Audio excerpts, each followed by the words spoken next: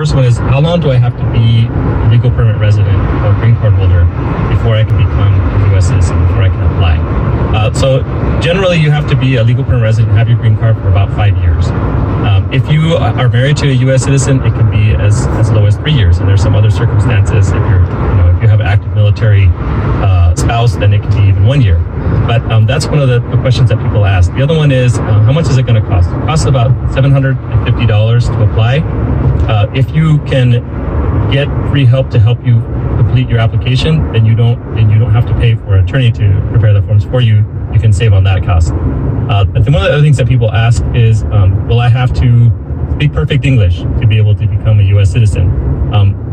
And in that case, you don't have to speak perfect English. You just have to be able to answer the questions that are on your application form in English, carry on a conversation, and there's some questions that you have to answer about the history and the government of the United States. So those are some of the things that people ask about.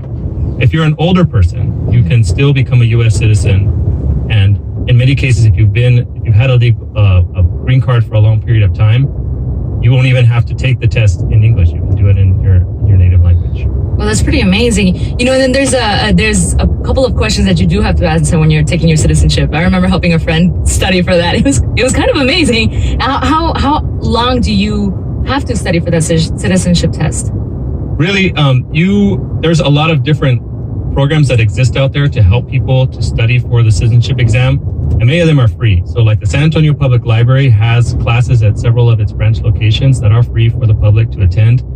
There's also organizations such as Academia America who have offered their citizenship classes. I think they pretty much offer them every semester, so they have one in the winter, one in the spring, one in the summer. And they generally last a couple of months or 3 months to take the whole course. But people can do self-study, they can do programs on the internet and that kind of study. So there's a lot of opportunities for people to learn what they need to know to take the test. That's absolutely perfect. And I remember we did note cards for him. We were helping him out with note cards. That was pretty fun.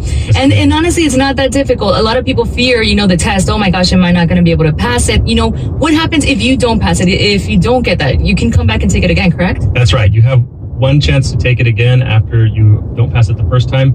And I think what the immigration officials understand is that people do get nervous, yes. Right? They know you're in front of somebody, it's official, and you have to raise your right hand and swear everything you're going to say is the truth and nothing but the truth, right? That makes people very nervous the first time. I'm nervous right now that you just said that. So, there's a reason why they offer people basically a do-over, because they know you walk into that first time and it would just be like your nerves and are not good at maybe taking tests or you're like, I have a lot riding on this. And so they offer you that one chance to take it again.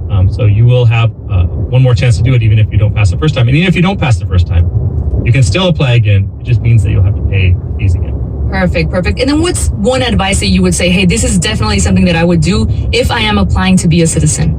One of the things I would do is I would definitely have somebody do like an intake on me, okay? I would have somebody come and review the situation, my situation with immigration, my immigration history, any potential problems I might have with criminal history, because you don't want to apply for something and then find out, that you're, number one, not eligible for it. Got it. And number two, if you had some kind of a criminal problem in the past, and you put that down on the application, now the Immigration Service is going to say, well, maybe you should even be able to live in the United States. So that's a potential fear that's out there. So it's a very good idea to have somebody with some experience review the facts of your case before you submit it. That's the one big advice I think I would give people. What would you say are the top 3 factors of you being not eligible to be a citizen? I think the first one is the amount of time. So many people, they become legal permanent residents, they get their green card, they're like, when can I become a citizen, right? And they need to be able to wait those, either the 5 years or the 3 years that are required. The second one would be having a kind of criminal conviction that would make you a person that wouldn't have good moral character, because that's one of the requirements. And these things can be anything from, minor theft or, a fraud case or something like that.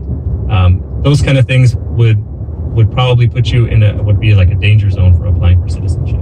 And third, I would say, is English. Just not being able to answer the questions that they're asking you at the interview.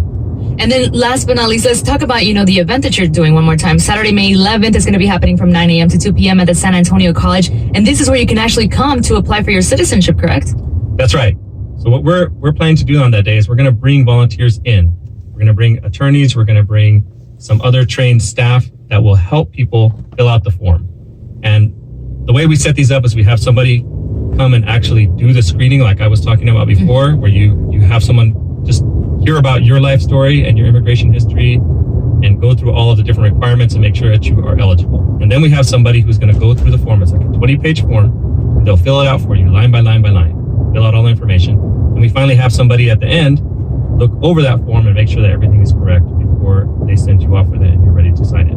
And we're also working on having somebody there who can actually do passport pictures, which is one of the requirements. And you'll be able to have those passport pictures done for you right there and leave on that day with everything ready to file the next day. That is absolutely perfect. And again, one of the important things is that you do show up prepared, because there's a lot of things that you do have to bring to the event. Like, for example, your legal permanent resident card, your green card, your state identification or driver's license, other things that are necessary to bring. Yeah, you should bring any police records that you might have. If you got stopped for a speeding ticket, those kind of things. If you have those kind of records around, you should probably bring them just so that an attorney can review them on the day of the event. One of the other things that kind of gets people a little bit confused about this application process is they require you to list all the trips you've taken outside the United States for the past 5 years. Wow. So this is something, you have to list them every single trip. And there's a lot of people, we live in San Antonio, so a lot of people take trips over the border. They go, to visit for a boda or whatever it is. Like, you go over to their side. I can't think of all the weddings I've been to lately. Exactly. And so you do kind of have to think back and say, okay, well, when did I go to my prima's boda?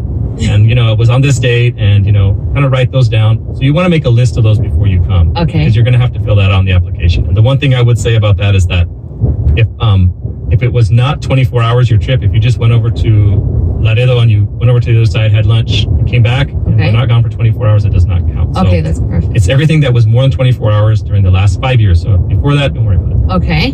And then what else?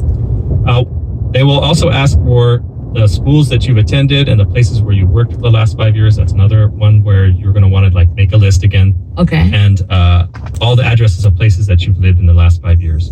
Perfect. Your current and expired passports. If a lot of people do carry passports from their home countries, so they can travel abroad. So you're going to want to bring those. That's pretty much it. I think that we're gonna ask for you to bring, because those are all the kind of things that you're going to need just to be able to fill out the N400 form. Perfect. So yeah, that's definitely something that is extremely important to come prepared, because a lot of the times I think they just come and expect everything to be resolved or just fill in the form. But no, if you really want to have everything done by the time that you're done with that last person helping you out, you'll walk out with your picture, everything, all that good stuff. Make sure you show up with these lists again. If you want more information, 210-521-4768 is the number to call, extension 232. One more time, 210-521-4766, extension number 232. This event's going on May 11th.